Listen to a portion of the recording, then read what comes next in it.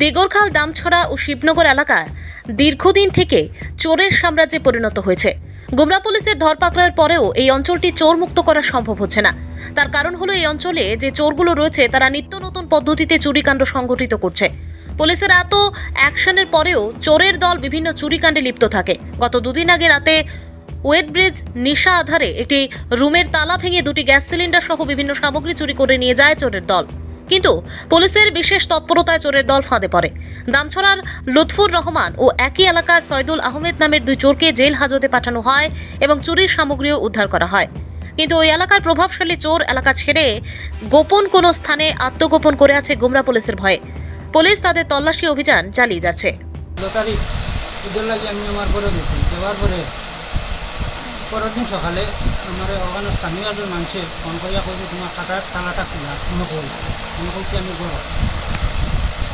তারপরে আমি স্থানীয় মানুষরা কইছি দেখো স্যার খাটার দিকে ঢুকিয়া খাটার কোনো সামান গেছি। স্থানীয় মানুষ ঢুকার পরে তাই কইছি তোমার সামান কি দিয়ে আসো আমি তো জানি না, তুমি আও ওখানে আবার করে দেখবা। আমি আইসি আইয়া দেখছি আমার সামান গেছে খাটা থেকে। তারপরে আমি একটা লোকেশন মানে চুরি হয়েছে।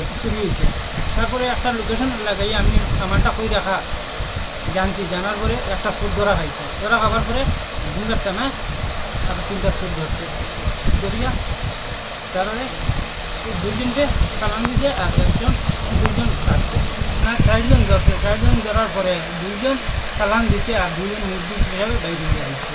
একজনের নাম লুৎফুর রহমান আর একজনের নাম সৈদুল হক। আচ্ছা,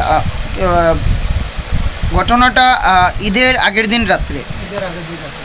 আচ্ছা, যেগুলা সামান আপনার চুরি হয়েছে এইগুলা এই প্রশাসনে এগুলা তারারে যা জিজ্ঞাসাবাদ করার পরে এইগুলা সামান বাহির হয়েছে, বাইরে হয়েছে, তারা স্বীকার করছে। স্বীকার করছে।